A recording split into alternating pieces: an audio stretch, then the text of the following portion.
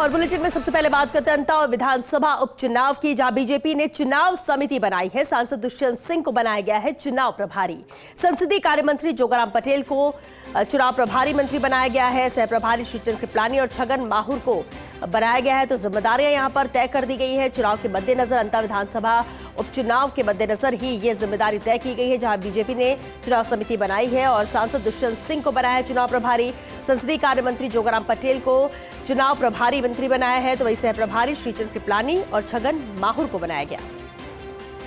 पूरी तरह से अंता विधानसभा उपचुनाव में जुट चुकी है बीजेपी, जहां जिम्मेदारी भी तय कर दी गई है। चुनाव प्रभारी की जिम्मेदारी दी गई है सांसद दुष्यंत सिंह को और साथ ही मंत्री जोगाराम पटेल को भी ये जिम्मेदारी दी गई। सह प्रभारी के तौर पर श्रीचंद्र कृपलानी और छगन माहुर को यह जिम्मेदारी तय की गई है। एडी चोटी का जोर लगाया जा रहा है। पूरी तरह से आश्वस्त बीजेपी भी इस सीट की जीत को लेकर। बेहद अहम ये सीट, पिछली बार भी बहुत ज्यादा अंतर नहीं था जीत हार को लेकर। 5,000 के आसपास वोटों से जीत यहां पर दर्ज की थी बीजेपी के कैंडिडेट ने। और अब एक बार फिर से जब अंता विधानसभा उपचुनाव हो रहे हैं तो पूरी तरह से तैयारी में जुटी है बीजेपी और इसी के तहत ही चुनाव समिति बनाई है बीजेपी ने। सांसद दुष्यंत सिंह को चुनाव प्रभारी बनाया गया है। इसके अलावा संसदीय कार्य मंत्री जोगाराम पटेल को भी बनाया चुनाव प्रभारी मंत्री। सह प्रभारी के तौर पर जिम्मेदारी श्रीचंद्र कृपलानी और छगन माहुर को सौंपी गई है। और पॉलिटिकल राइटर योगेश शर्मा हमारे साथ जुड़ चुके हैं। योगेश जी, बेहद अहम है जहां आप चुनाव प्रभारी तय कर दिया गया है, चुनाव समिति का गठन बीजेपी ने किया अंता विधानसभा उपचुनाव के मद्देनजर। किस तरह से नामों को और इन जिम्मेदारी को देखा जाए, कितनी अहम रहेगी ये सीट? देखिए श्वेता, एक बहुत महत्वपूर्ण है पूरी चुनाव समिति और झालावाड़ 12 सांसद दुष्यंत सिंह जो लगातार यहाँ पर चुनाव जीतते हुए आ रहे हैं, यहाँ के सांसद बनते हुए आ रहे हैं और एक युवा नेता के तौर पर उन्होंने अपने आप को यहाँ स्थापित किया है। उनकी माँ यहाँ की एक छत्र नेता है, पूर्व मुख्यमंत्री वसुंधरा राजे, और उनके विश्वस्त नेता भी इस समिति में हमें साफ तौर पर नजर आ रहे हैं। ये पूरी समिति है, ये पूरे चुनाव के कार्यक्रमों को देखेगी, चुनाव प्रबंधन को देखेगी, जो प्रचार प्रसार इसके जो जुड़े सिस्टम है उसको देखेगी। श्रीचंद्र कृपलानी को जो कि अनुभवी नेता है, निम्बाहेड़ा से विधायक रहे हैं, उनको लिया गया है। इसके अलावा ये सामाजिक जातीय गणित को देखें तो यहाँ दलित नेताओं का समावेश है, मूल ओबीसी के जो वोट है यहाँ पर उन नेताओं का समावेश है, चाहे वो माली समाज के हो, राजेंद्र गहलोत को यहाँ पर लिया गया है। और इसके साथ ही संगठन निष्ठ जो चुनावी कौशल को जानते हैं उन नेताओं को लिया गया। तो पुराने जो चुनाव थे, जो 7 विधानसभा उपचुनाव हुए थे, उनसे अलग हटकर अंता चुनाव के दरमियान जो बीजेपी के प्रदेश पदाधिकारी जो वर्तमान में है, उस टीम से यहाँ पर आपको कम लोग दिखेंगे। यहाँ पर जो हाड़ौती या अंता को समझने वाले या पुराने लोगों को यहाँ पर शामिल किया गया, उस अनुसार यह पूरी रणनीति यहाँ पर देखी जा रही है। तो श्वेता, ये पूरा इलेक्शन अब तो की एक बड़ी और भव्य विराट रैली की योजना बन रही है अंता में, जिसमें पूर्व मुख्यमंत्री पूरी तरह उसकी रणनीति के अनुसार उसको एक फाइनलाइज रूप देने में जुटी है।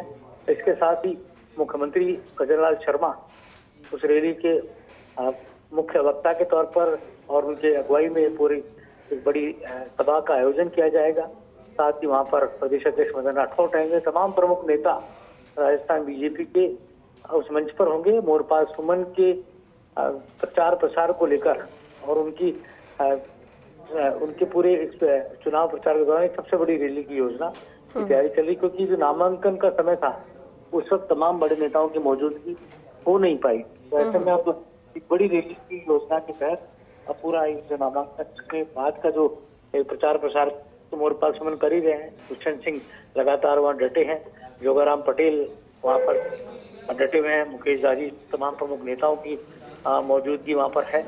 और यहाँ एक बड़ी योजना के तहत एक बड़ी रैली की तैयारी है। एक तरह से चुनाव को उठाने का अब आपके कार्यक्रम में बीजेपी आगे बढ़ेगी। अभी तक प्रमोद जैन भाया जो कांग्रेस के उम्मीदवार हैं, क्योंकि वो तो पिछले कई दिनों से तैयारियों में जुटे थे, इस तरह से जुटे थे जैसे उन्हें आभास हो कि अंता में विधानसभा उपचुनाव होगा, तो उस लिहाज से प्रमोद जैन भाया की तैयारी चल रही थी जी। फिर नरेश मीणा भी मैदान में कूद चुके हैं। अब वो तीसरे छत्रप के तौर पर चुनावी समर में है। राजेंद्र गुड़ासरी के कहा जा सकता है चर्चित नेताओं की वहां पर मौजूदगी भी देखी गई। इसके साथ ही रामपाल मेघवाल पूर्व विधायक है, बीजेपी के बागी के तौर पर उन्होंने भी चुनावी समर में वो कूदे हैं। हालांकि मान मनोहार की जा रही है, नामांकन वापसी का समय अभी बाकी है। कुल मिलाकर कहा जा सकता है अगर ऐसा नहीं हुआ तो चौकोनियों मुकाबला होगा, लेकिन मोटे तौर पर अंत तक आते आते चुनाव क्या करवट लेगा ये मोरपाल सुमन का जो प्रचार अभियान है उससे पता लेगा। अभी तक प्रचार अभियान में अगर हम देखें तो प्रमोद जैन भाया आगे चल रहे हैं, ठीक है। और प्रमोद जैन भाया के पक्ष में बड़ी सभा भी कांग्रेस के दिग्गजों ने कर ली। आप बारी है मोरपाल सुमन की। मोरपाल सुमन लो प्रोफाइल नेता है और कहा जा सकता है कि भारतीय जनता पार्टी ने एक कार्यकर्ता पर दाव खेला है।